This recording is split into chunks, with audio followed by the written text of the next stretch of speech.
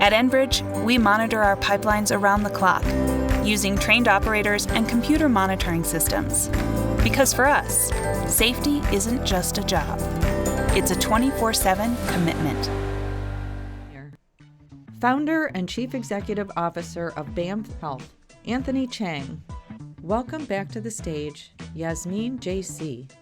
And welcome Vice Chairman and Group President at DTE, Trevor Lauer. And to moderate the discussion, welcome back to the stage, Sandy Barua.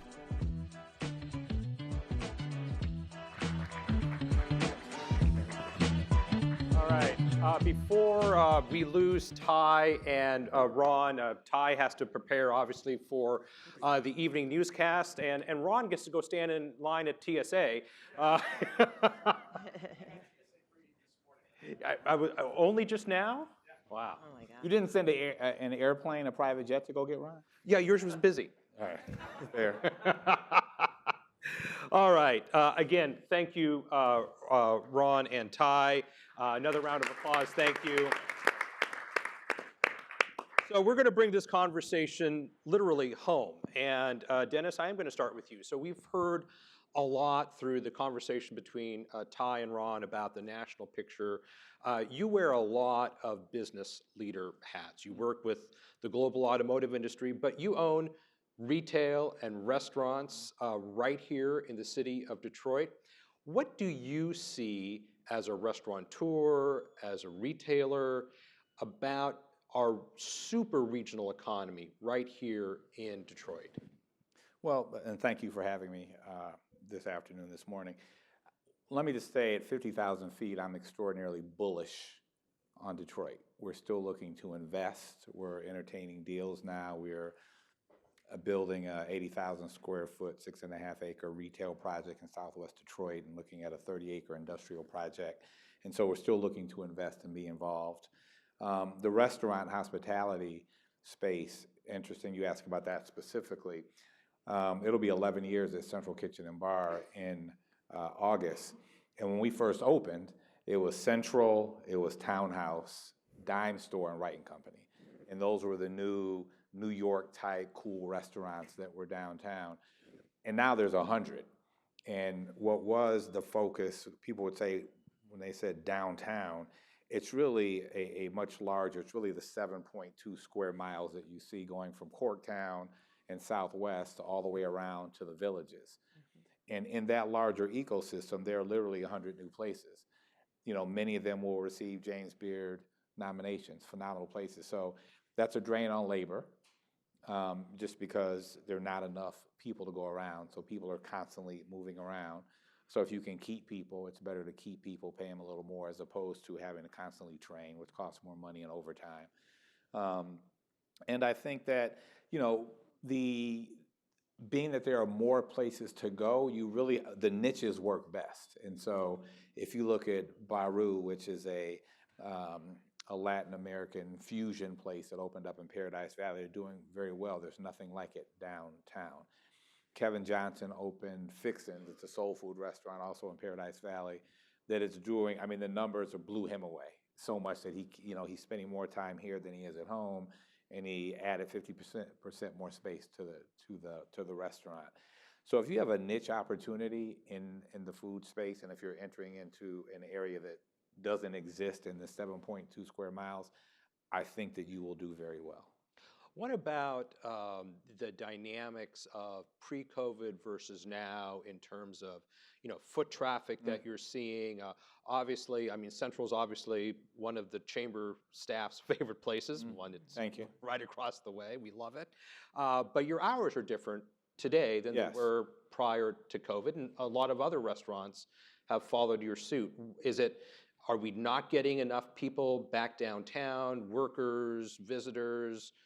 What's the dynamic? Yeah, so we definitely don't have the same foot traffic. I mean, we're in the First National Building, and I forget the number because it was 11 years ago, but it was literally tens of thousands of people that were going in and out of that building every day pre-COVID, which is why we chose to go to that location in part, because we knew we had built-in foot traffic. And that number has diluted itself tremendously, so we don't have that same foot traffic. So if you take those pre-COVID employment numbers downtown in office and then add the expansion of the downtown area. I mean, our numbers, and I talk to my peers, I mean, the numbers in terms of the gross number is down across the board for those of us who have been here the longest. And so we just have to adjust on the expense side. But I still think, again, with more entrants coming in, if you manage your expense side well, I think that there's, I don't think you're going to see a whole lot of restaurants closing in this environment. You may see some exchange hands. They may not be as profitable. Your bottom line may be tighter. But I still think because of the interest in people coming downtown, the Cosm is going to open up soon, and there's enough attraction coming downtown to make up for the number of businesses that are opening. Okay, perfect. I'm going to jump around just a little bit. Yasmeen, you know, we've been hearing the word uncertainty all morning. You brought it up in your opening remarks. How are your clients at Citizens dealing with this incredible level of uncertainty in today's policy environment, economic environment? How do they navigate that? Well, I had the most eloquent answer for you, but I'll just defer to what Ron said, because it's pretty much exactly what we are witnessing on a daily basis. And the reality is, it's kind of funny. Every year around March, although it's my birthday and I should be very looking forward to it, it seems like we get some sort of uncertain information that kind of shakes things up. Last year it was Liberation Day. The year before that it was the regional bank crisis.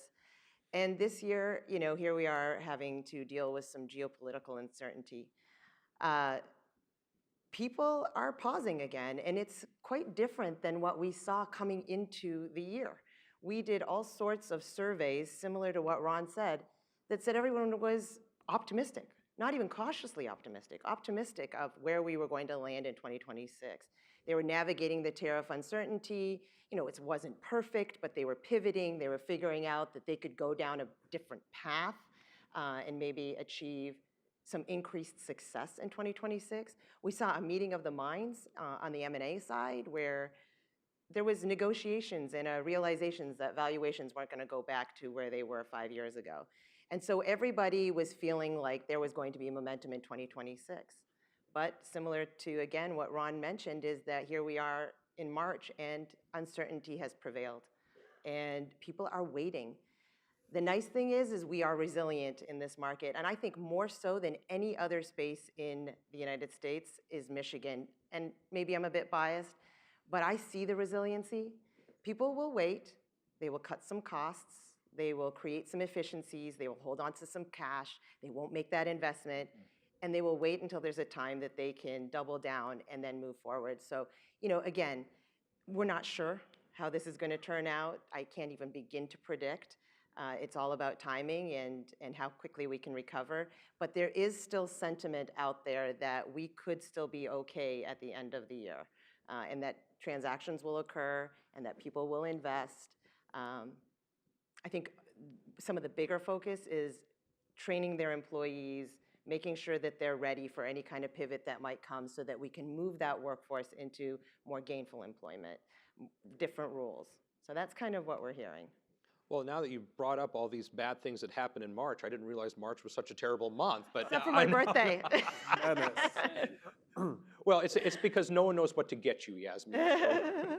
Anthony, I want to turn to you. I'm going to ask you a kind of different question, because my guess is that a lot of people in this audience, as senior as they are, don't know Banff Health. And you're obviously the founder and the CEO of Banff Health. I've had the opportunity to know you for a couple of years now.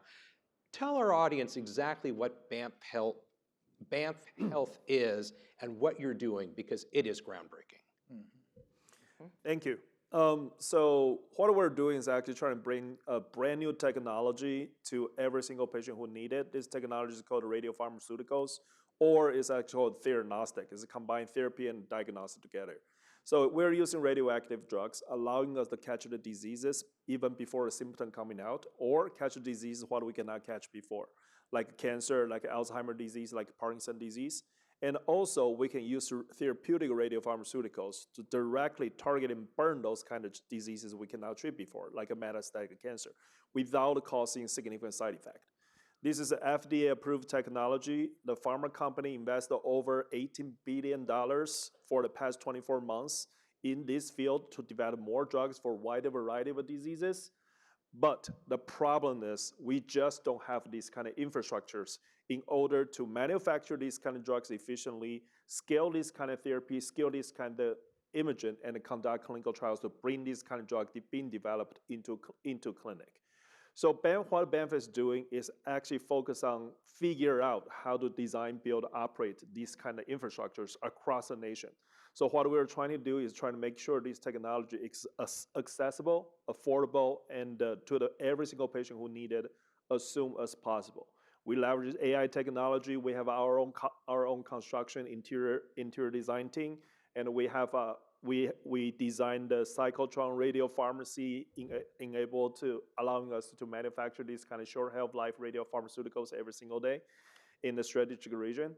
And then so right now we are basically ready to expand around nation. Our headquarters, our prototype, our lab is in Grand Rapids, Michigan. We opened 3.5 years ago. We're the world's most advanced comprehensive diagnostic center, the first one, but to date, still the most advanced. But last year, we started treating patients from 24 states, and we conducted the most clinical trials in the whole world. We set up several world record is like we can launch a clinical trial in 6 weeks versus 12 to 15 months. We could close the trials in 10 days versus several years. Imagine how much money we save for a pharma company. Imagine how much efficient we can bring this kind of cutting edge technology to the patients. We want them to be successful faster, fail faster, and then we can bring the best to the patients. But the most important, we want to make this cutting edge technology not only accessible, but also affordable. We can make a pharma company making more money, but we can, while we're lower the overall cost to every single patient. So that's very, very high level what we're doing. And we're very excited to bring this. Give folks the website so people can check it out, because truly, folks, it is. So our website is called, very simple, bamfhealth.com. www.bamfhealth.com. BAMF stands for Bold Advanced Medical Future. We promise a very bold advanced medical future. Our job is realizing that. So if you want more information, please go to our website. We're very excited. We're just a partner with Henry Ford, and we're going to set up the Detroit sites on that gracious sites with Bedrock. So we're going to bring this technology and this facility to Detroit, and we are extremely excited about this opportunity, how we can integrate not only this technology to patients here, but also bring the whole industry around nation to Detroit to do more innovative work with the educational institutions. Sandy, I would encourage, in addition to going to the website, I had the opportunity like 4 or 5 years ago to visit Grand Rapids when this was under construction. It was literally like walking into the future. And looking at the website, and as brilliantly as you just described that, you don't really understand it until you see it. Fair enough. Okay, so the entire audience is going to get on a bus. Everybody's welcome. We're going to Grand Rapids. Trevor, first of all, congratulations to you and your team at DTE. You have accelerated the growth of data centers in Michigan, so desperately needed, by leaps and bounds. You've got a Google data center announced. You have one. The other one is, I believe, Oracle, right? So take us behind the scenes. What has it taken to get these, the Magnificent Seven companies to say yes to Michigan? So really glad that Oracle and Google were here first. I want to say that. And the positive is, Sandy, collaboration. So we go back to what we always talk about. We had the opportunity to work with the Michigan Economic Development Corporation. Walbridge has been a tremendous partner. The University of Michigan has been a tremendous partner on it. As we've pursued these companies, and we have actively been pursuing them to come to the state of Michigan. If I think about Oracle, we were really fortunate. Because of our renewable build out at DTE, we actually we're the largest leaseholder and landholder in the state. They need large tracts of land, not 50 acres. They want 1,000 acres to build these data centers. People are worried about, I'm going to see a data center, I'm going to hear it. They don't want you to know they're there, and they don't want you anywhere near them. They're going to build these back away so you don't see the lights, there is no humming. We spent a lot of time with the data centers. So collaboration was really a positive one. I think the first time we visited with Google was 2023. We went down to Ohio to understand the infrastructure and the ecosystem that's been built outside of Columbus, now one of the largest data center markets in the country. Just amazing what they've done in Columbus, Ohio, trying to attract this type of industry into it. So we thought that makes a lot of sense for Michigan. The downside to get these deals here are, if you want electric service from DTE, we have an obligation to serve everybody. As long as you can pay your bill and you're not gonna burn our system down, we will hook you up to our system. What's different with these customers is we had to put much different protections in place. So mandatory minimum bills, contract lengths that are 4 times what are other ones, credit and collateral that if for some reason they don't take power off our system, they have to pay for every single thing that we're building for them directly to us. It took a lot longer to negotiate the contracts because a normal customer just comes on our system. We have very standard processes we use. These look nothing like any other customer. I'll give you an example. When Oracle and Google are fully ramped up, our total output through our electric company will go up by 40%. A tremendous amount of growth that goes through it, but huge for the region, hugely positive for our region. So you just mentioned other forms of energy, and Ron mentioned how we've kind of lost the all of the above approach to energy, at least at the national policy level. But it sounds like your approach to an all of the above strategy in Michigan helped you attract Google and Oracle. Yeah, I think that's right. We're really fortunate in Michigan, and I'll say at DTE, that we generate the power. In fact, we generate more power than our customers need. We are the largest provider to Michigan of power. So owning your generation and owning how that happens gave us an advantage. And something that Ron and I were talking about is it hasn't always worked well in other states. There's a lot of noise around data centers, and I think it's really fair that it's there. If you're in Virginia, Maryland, New Jersey, a lot of what I'll call the deregulated markets, they have seen their rates go up 25 to 30% because they don't have strong regulation like you have here in Michigan. Our legislature was really clear. Customers can't subsidize data centers coming here. They have to pay their own way, and we have strong protections in Michigan that when we put a contract in front of the regulator to be approved, we have to demonstrate that the energy's there, the capacity's there, that they're gonna have long-term affordability. I'll give you a really easy example. Oracle and Google will provide $9 billion of positive affordability for other customers. They'll pay their own way, and then there'll be $9 billion of positive affordability for the rest of our customers. Huge for what we're trying to do here to rebuild our entire grid and try to rebuild our generation.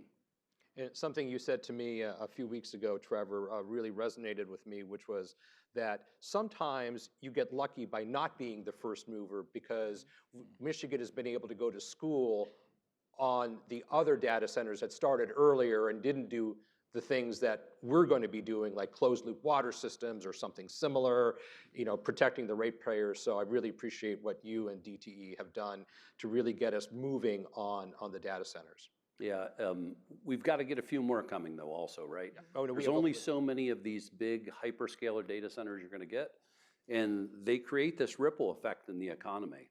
And when we get enough of them here, and with the 2 gigawatts that we've now signed, you start to build an effect where it's a flywheel, where more and more will keep coming.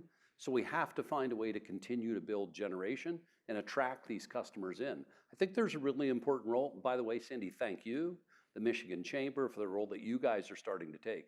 Look, the data center industry needs to step up and start to explain better what it's all about and how they're protecting customers and what they're doing.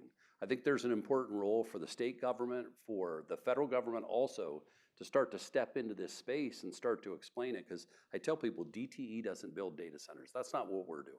We're just providing power to it. But the first one kind of became our data center. The industry needs to step up and explain exactly why it's really important for them to be in the state. They're either going to be built all around our state, or they're going to be built in our state. Indiana, Ohio, and others are accelerating well past Michigan. We have to get our policy right, but our, how would I say it, the people in the state don't know. You showed it with your statistic. They don't know how to feel about data centers right now. Well, we need a strong collaboration. I think you and the state chamber are starting to pull that forward on how we get people to understand why this is great for the state of Michigan. Yeah, absolutely critical. Hey, Sandy, yeah, go real ahead. quick on that. And, this is kind of one of those things that we're seeing very prominently. And while I recognize that the EV production has slowed, it's not going anywhere. We're still going to be an EV provider. It just depends what happens over the next 2, 5, 10 years. That's going to continue to advance. But there is excess capacity in servicing the EV space. And that excess capacity can easily be pivoted and moved towards the data center space, and we're seeing that. Several of the companies that we looked at last year, at the end of last year, their margins improved because they took that excess capacity and they moved it into the data center space, improving their margins and keeping those employees employed here in Michigan. Really great paying jobs, really strong skill set. And so this is where I think that if we had the education, we could really show that multiple effect. We can be good at so many different things because we have the engineers, we have the skilled trades, we have the ability to grow in terms of our income in those spaces. And because we have all those capabilities, they can easily be translated into other industries. Data centers is an easy pivot for a lot of those resources. And so I just wanted to highlight that a little bit. And Sandy, if I could just put a pin on that one. So I had lunch with somebody on Monday who's a small steel manufacturer. They are now contracted for the Oracle facility through Wallbridge that's building it. Their business is going to increase by 600% once they start. Wow. Each of these facilities will employ somewhere between 3,000 and 4,000 of the skilled trades for somewhere between 3 and 4 years as they build them. And then you'll come out with 500 jobs at each of the facilities. Look, they're not creating 10,000 jobs. I'd like to find those people also and bring them to the state of Michigan. But we've got to start and take this opportunity that we have.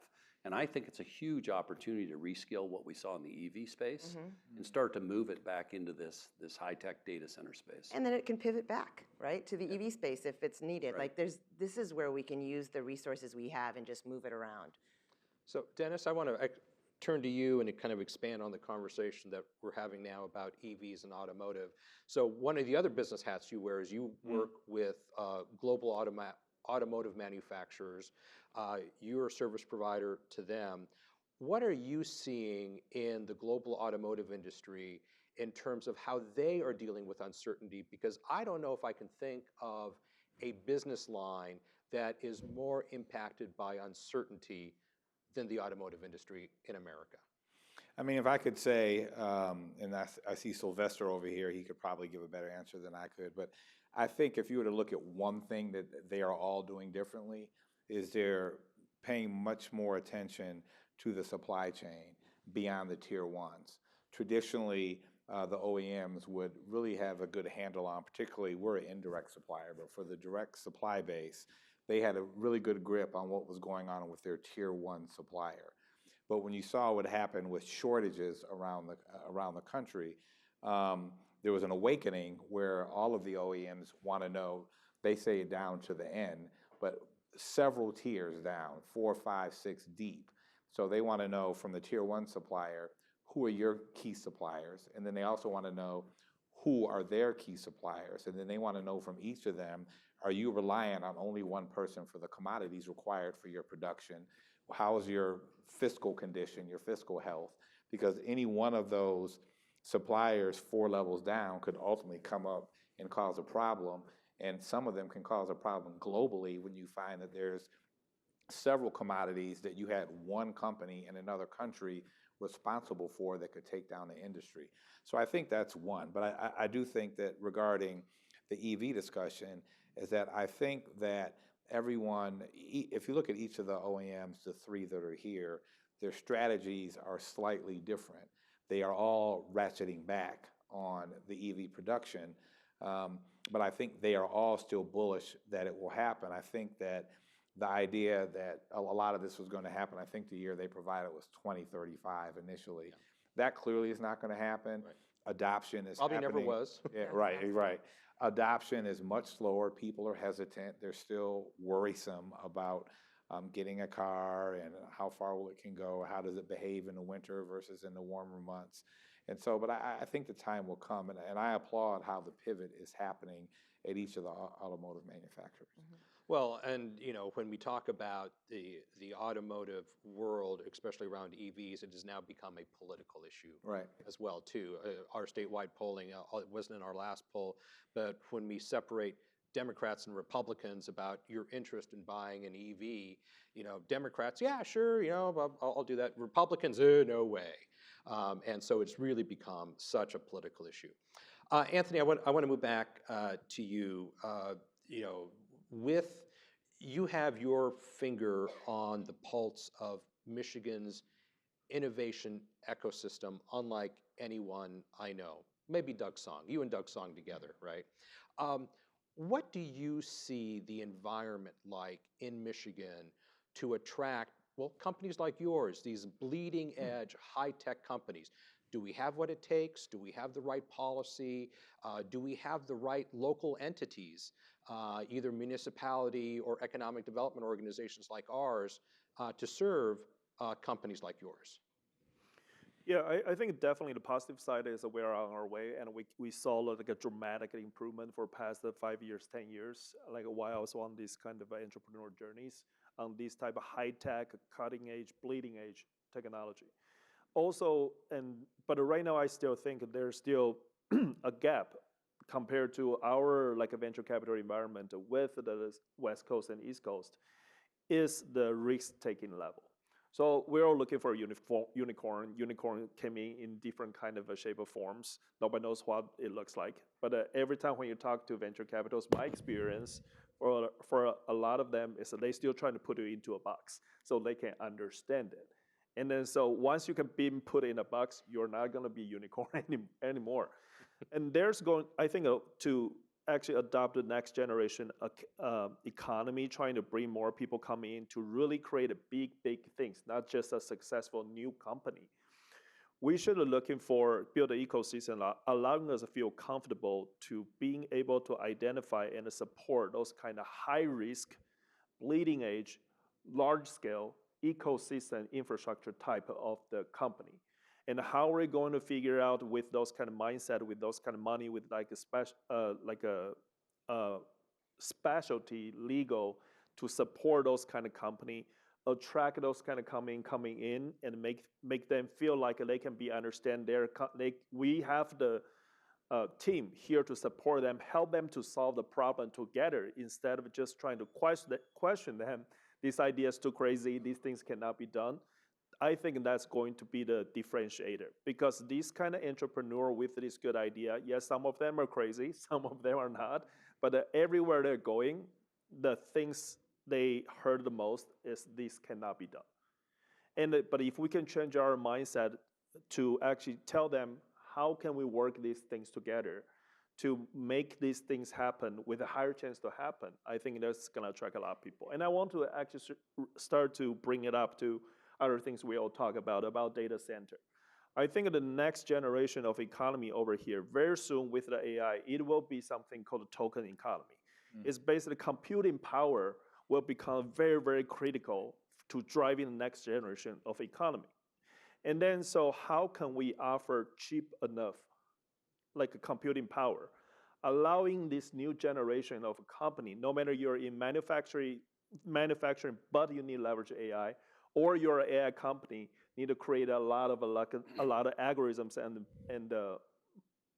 or models, have a good access with the cheap token and computing power. That will be a critical driving force to attract next generation company to come over here. And that's actually the spot I think Michigan has a great opportunity for, because we have a land, we have power, we have a cold weather. That's actually one of a few things. Easier to cool. Yeah. It's a comfortable cold weather, and so this is some advantage. Cold. Speak for yourself. Yeah, it's cold.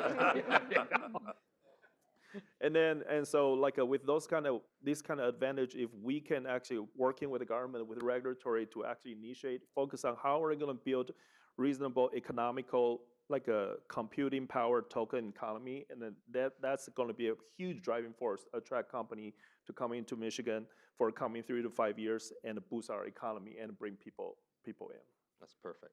Well, listen, I could keep this conversation going, but I know it is this panel that's standing between you and lunch. So we're going to make sure that we're going to feed you outside these doors. Again, we thank you so much for spending your valuable time with us. I want to thank Ty Steele and Ron Insana. And of course, let's hear it for our panel, Dennis Archer Jr., Anthony Chang, Yasmin JC, and Trevor Lauer. Everyone, have a great day.